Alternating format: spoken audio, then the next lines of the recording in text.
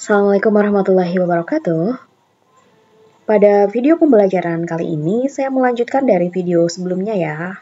Yang mana pada video sebelumnya saya membahas mengenai penyusunan work breakdown structure secara manual. Sekarang kita lanjutkan untuk pembuatan WBS atau Work Breakdown Structure menggunakan salah satu software atau aplikasi yaitu Project Libre. Oke, di sini kita buka aplikasi Project Libre-nya seperti ini. Kemudian jika ada notifikasi seperti ini, di close saja. Kemudian dilanjut kita mengklik create project ya, karena kita akan membuat project baru. Untuk project name-nya masukkan proyek aplikasi mobile retail online ya, sesuai dengan studi kasus kemarin. Proyek aplikasi mobile retail online. Kemudian manajernya silakan cantumkan nama masing-masing. Nah, kemudian untuk start date-nya anggaplah sekarang mulai di bulan Oktober ya, anggaplah hari ini Oktober. Kita mulai di tanggal 1 Oktober. Untuk catatan ini boleh diisi, boleh juga tidak ya. Namun karena di studi kasus kemarin ada catatan dari pihak manajemen retail bahwa aplikasi harus selesai sebelum musim belanja akhir tahun. Catatan ini bisa menjadi acuan ya bahwa proyek ini memang harus selesai lebih cepat ya di awal Desember. Kemudian klik OK. Di sini sudah muncul ya, ada berupa kolom-kolom atau sheet seperti Microsoft Excel ya. Di sini kita bisa masukkan atau ketikan WBS yang sudah kita susun sebelumnya secara manual ya. Di sini kita tuliskan level 0-nya yaitu proyek aplikasi mobile retail online. Seperti itu ya. Ini merupakan level 0-nya. Gitu. Nah, ini level 0. Untuk level 1-nya juga kita masukkan dulu sekarang. Level 1-nya berdasarkan dari metode yang dipilih ya, yang kemarin sudah dijelaskan. Untuk fase level 1-nya di sini ada analisis kebutuhan. Kemudian desain sistem. Kemudian pengembangan aplikasi. Selanjutnya integrasi dan pengujian. Selanjutnya apalagi? Validasi dan pelatihan pengguna. Validasi dan pelatihan pengguna. Selanjutnya implementasi dan go live. Seperti ini ya. Jadi ini level 0. Ini semuanya level 1 ya. Level 1, level 1, level 1, level 1, level 1, dan level 1. Karena semua level 1 ini merupakan fase utama ya yang ada pada pengembangan sistem ini. Begitu. Nah, selanjutnya kita akan memisahkan levelnya ya. Untuk di WBS ini beda dengan pembuatan atau penulisan level secara manual. Pada WBS ketika kita akan membedakan level, kita klik level yang akan dirubah. Kita klik di fase utama ya, karena ini akan menjadi level 1. Jangan mengklik di level 0 ya.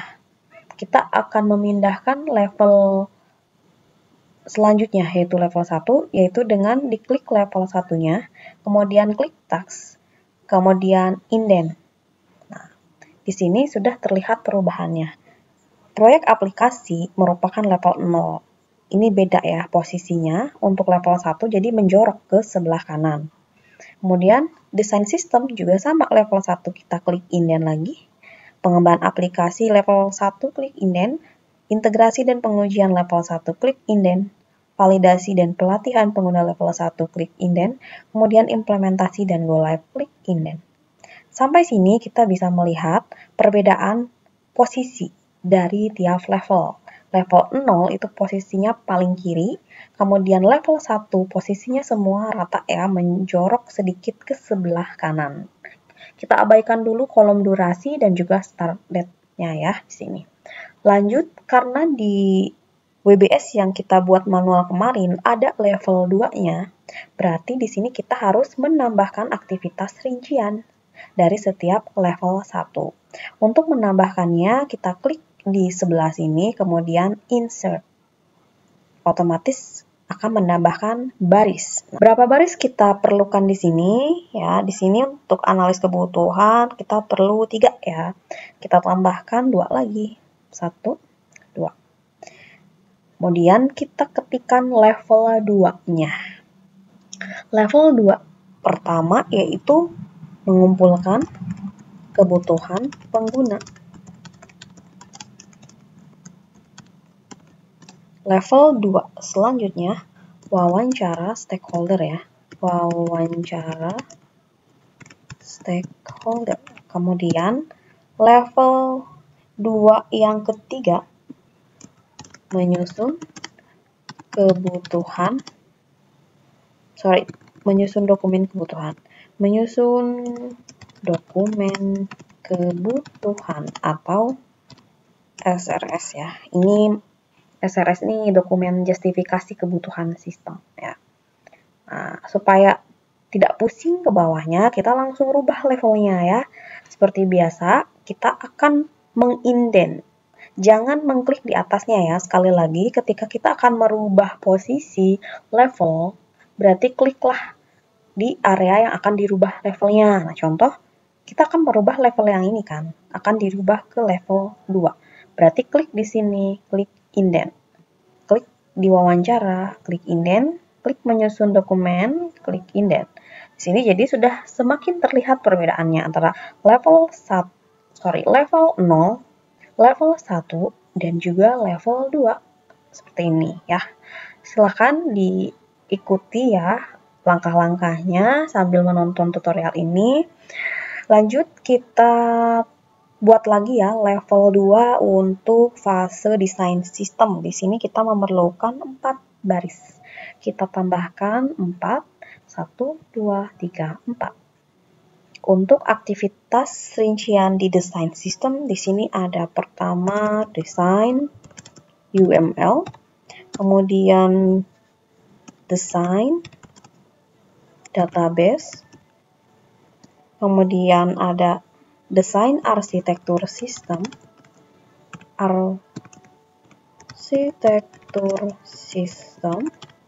selanjutnya ada desain antarmuka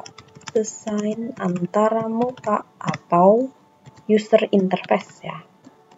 Oke, kita rubah lagi levelnya menjadi level 2. Klik indent. Klik di aktivitasnya, klik indent. Klik aktivitasnya, klik indent. Klik aktivitasnya, klik indent. Di sini sudah berubah menjadi level 2. Selanjutnya, pengembangan aplikasi level 1 ini memiliki level 2 juga ya. Di sini ada 1, 2, 3 ya, memerlukan 3 baris untuk pengembangan aplikasi. Kita tambah, klik di sini, insert 3 kali, kemudian kita tuliskan level 2-nya, coding modul login dan registrasi. Coding modul login dan registrasi. Selanjutnya, coding modul katalog produk. Coding modul katalog produk. Selanjutnya, coding modul pembayaran. Coding modul pembayaran. Kita rubah lagi levelnya.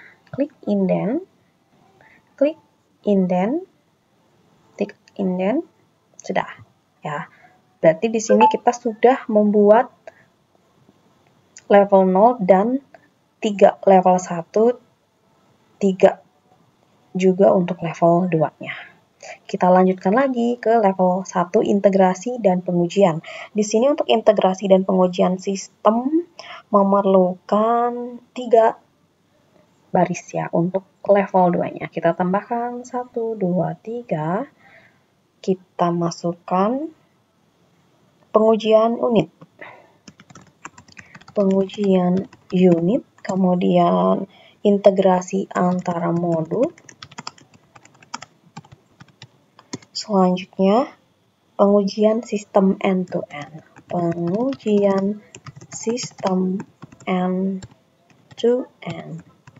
Oke, kita klik aktivitasnya, klik indent, klik aktivitas, klik indent, klik aktivitas, klik indent.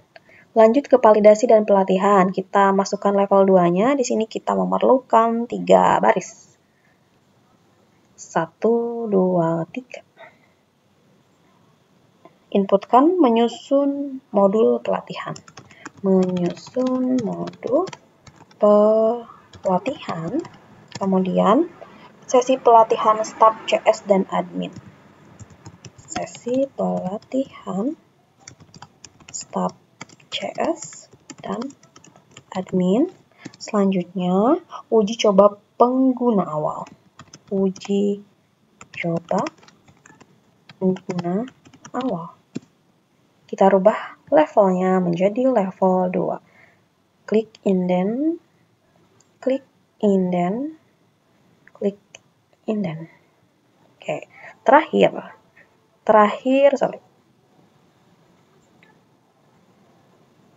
kita perbesar dulu ya, supaya lebih jelas.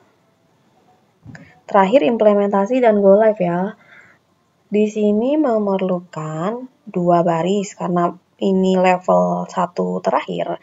Kita bisa langsung ketikkan deploy aplikasi ke server produksi, kemudian go live dan monitoring awal. Go live dan monitoring awal. Oke, kita rubah ke level 2, indent. Jadi seperti ini ya, bedanya pengerjaan manual dengan mengerjakan WBS di aplikasi Project Libre. Jika manual berarti ada kode level gitu. Kalau di aplikasi langsung saja ya, karena dengan seperti ini kita sudah melihat perbedaan levelnya. Level 0, level 1, level 2, level 1, level 2, level 1, level 2, dan seterusnya. Oke, kita sesuaikan untuk durasi ya selanjutnya. Di sini durasinya masih sama ya, one day, atau 1 hari, 1 hari. Kita perbesar dulu. Nah, di sini lebih lengkap ya. Seperti ini tampilannya. Nah, cukup sampai sini saja nih, sampai predecessor. Di sini ada duration, start, dan juga finish. Ketika kita mengisikan duration, ini otomatis start-nya dan finish-nya akan muncul ya. Jadi tanpa kita menambahkan di sini, cukup kita masukkan durasinya saja. Untuk durasi yang 53 hari, ini juga akan otomatis. Jadi kita tidak bisa ketikkan di sini langsung ya. Alangkah baiknya kita mengisikan harinya itu di aktivitas-aktivitasnya gitu. Jadi abaikan dulu yang durasinya abu-abu seperti ini. Jadi kita isi yang warna hitamnya. Oke, kita masukkan ya. Untuk cara mengisinya bisa diklik 2 kali dengan merubah durasinya di sini langsung, atau bisa seperti ini, klik 2 kali. Di sini kita bisa rubah langsung juga ya. Tuh. Nah, jika kita akan memposisikan tanggal awalnya kapan, tanggal akhirnya kapan, ini bisa diedit langsung di sini. Tuh. Presentasinya juga kita bisa isi ya. Jadi bisa diisi di sini atau bisa diisi langsung di depan seperti ini. Kita masukkan untuk mengumpulkan kebutuhan itu 2 hari ya. 2 hari. Nah, ini otomatis berubah. Awalnya tanggal 1 Oktober, ini berakhirnya tanggal 2 Oktober. Seperti itu ya. kan awalnya ini sama semua, tapi nanti akan berubah otomatis. Kemudian hari di sini ketika dimasukkan, maka tanggal awalnya akan melanjut dari tanggal finish sebelumnya. Contoh di sini finishnya tanggal 2, otomatis nanti startnya di sini akan berlanjut dari tanggal 3, seperti itu. Kita coba masukkan untuk wawancara stakeholder. Di sini berapa hari? 3 hari ya, masukkan 3. Ini bisa seperti ini caranya. Tuh.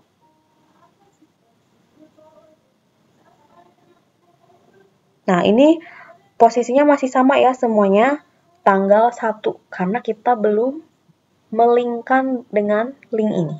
Nanti kita coba belakangan ya, kita isikan dulu harinya semuanya. Kemudian untuk menyusun dokumen 3 hari juga. Selanjutnya desain UML 3 hari semua ya, 3. Ini 3. Kemudian desain database juga 3. Untuk desain arsitektur 3. Kemudian untuk desain antarmuka ini 3. Selanjutnya coding 4, 5, 6 ya harinya. Masukkan 4. Kemudian 5 dan 6. Oke. Selanjutnya pengujian unit ini 2, 3, 3 ya. 2, 3 dan 3. Selanjutnya menyusun modul. Ini 2 semua ya. Masukkan 2 hari, 2 hari, dan 2 hari. Nah, saat kita mengisikan hari ya, semuanya diinputkan hari, di sini akan berubah. Ada muncul bar. Ini nantinya akan menjadi Gantt chart ya. Jadi kita tidak perlu membuat Gantt chart secara manual. Dengan aplikasi ini kita bisa membuat Gantt chart otomatis dari WBS yang kita buat di sini ya. Kita lanjutkan selanjutnya tuh ke deploy ya. 2 hari. Di sini 2 hari, kemudian go live-nya juga 2 hari. Oke, sudah selesai ya. 2 hari, 2 hari, 2 hari, 2 hari ya, seperti yang sudah kita buat di WBS manual. Di sini simak baik-baik ya, tanggalnya belum berubah semua, masih tanggal 1. Bagaimana ini akan berubah? Kita harus melingkan per aktivitas, contoh seperti ini. Harus analisis kebutuhan dulu yang dilakukan. Di WBS manual ada kode kan, ini kodenya 0. Analisis kebutuhan kodenya 1. Ini kodenya 1.1. Kemudian wawancara 1.2, 1.3. Maknanya berarti ini nama proyek. Level fase ke-1, kenapa kodenya 1? Bahwa ini harus yang pertama dilakukan. Setelah ini dilakukan, kemudian lakukan 1.1. Berarti aktivitas ke-1 yang dilakukan dianalisis kebutuhannya apa. Aktivitas kedua, aktivitas ketiga, dan seterusnya. Begitu ya maknanya. Jadi di sini harus melingkan supaya posisi Gantt chart-nya tidak setara. Ya, ketika kita linkkan dengan ini, jadi kita akan merubah Gantt chart-nya supaya posisinya harus yang pertama kali dulu yang dilakukan, baru tahap selanjutnya, dan seterusnya. Kita linkkan seperti ini ya, klik analisis kebutuhan, kontrol, desain sistem, contoh, klik link. Nah, seperti ini jadi contohnya. Gitu ya, akan berubah. Jadi di sini maknanya pada Gantt chart ada analisis kebutuhan dulu dilakukan, baru setelah ini selesai maka akan melakukan fase kedua yaitu desain sistem. Ya, seperti itu. Jika ini diteruskan, maka nanti akan semakin berubah kan Gantt chart-nya ya. Tapi hati-hati saat melakukan link, jangan sampai ada yang terlewat. Jadi setelah analisis dilingkan dengan sistem, bukan berarti nantinya pengembangan aplikasi yang akan dilingkan dengan integrasi, tapi harus runut. Analisis dikerjakan setelah selesai desain yang dikerjakan. Jika desain setelah selesai dikerjakan, maka harus mengerjakan pengembangan aplikasi. Begitu. Kemudian link. Ya. Jika pengembangan aplikasi selesai dikerjakan, maka akan mengerjakan integrasi dan pengujian link. Jika integrasi pengujian sudah selesai dilakukan atau dikerjakan, maka akan melakukan tahap validasi dan pelatihan pengguna. Kemudian link. Nah, jadi seperti itu ya, bertahap. Di sini sudah kelihatan ada perubahan tanggal ya. Berdasarkan tanggal finish sebelumnya ini akan mulai di tanggal 6 Oktober dan seterusnya sudah mulai berubah ya. Kemudian setelah validasi selesai dilakukan, maka akan melakukan implementasi dan go live. Seperti itu. Jadi, sudah selesai semua di-link-kan ya. Ini bentuk Gantt chart-nya masih seperti ini. Belum sempurna atau belum terlihat setiap barnya. Oleh karena itu, kita harus melingkan juga setiap aktivitas rincinya. Klik mengumpulkan kebutuhan, kemudian klik wawancara. Seperti tadi caranya sama, kemudian klik link. Seperti itu. Nah, jadi di sini Gantt chart-nya mulai terlihat ya. Bar-barnya udah beda gitu ya. Di sini tanggalnya berarti mulainya kapan sampai kapan. Kemudian untuk wawancara mulainya dari tanggal berapa sampai udah kelihatan di sini ada bulan, tanggal ya. Jadi sudah jelas gitu. Kemudian kita lanjutkan terus ya sampai selesai. Jika wawancara selesai, maka akan lanjut menyusun dokumen link gitu. Selanjutnya, jika penyusunan dokumen SRS sudah selesai, kontrol akan mengerjakan desain UML link. Jika desain UML selesai, maka akan mengerjakan desain database link. Kemudian database selesai, maka akan mengerjakan desain arsitektur link. Jika desain arsitektur selesai, maka akan mengerjakan desain user interface link. Dilanjut terus ya seperti itu. Jika desain UI selesai, maka dilanjutkan ke coding modul login dan registrasi link. Coding modul regis dan login selesai, lanjut ke coding modul katalog link. Coding modul katalog selesai, kemudian akan mengerjakan integrasi sistem pembayaran link. Setelah integrasi sistem pembayaran selesai, akan mengerjakan pengujian unit link. Pengujian unit selesai, akan mengerjakan integrasi antar modul link. Integrasi antar modul selesai, akan mengerjakan pengujian sistem end-to-end link. Kemudian pengujian sistem end-to-end selesai, akan memvalidasi dengan user link. Lanjut, validasi dengan user selesai, akan mengerjakan atau menyusun modul pelatihan link.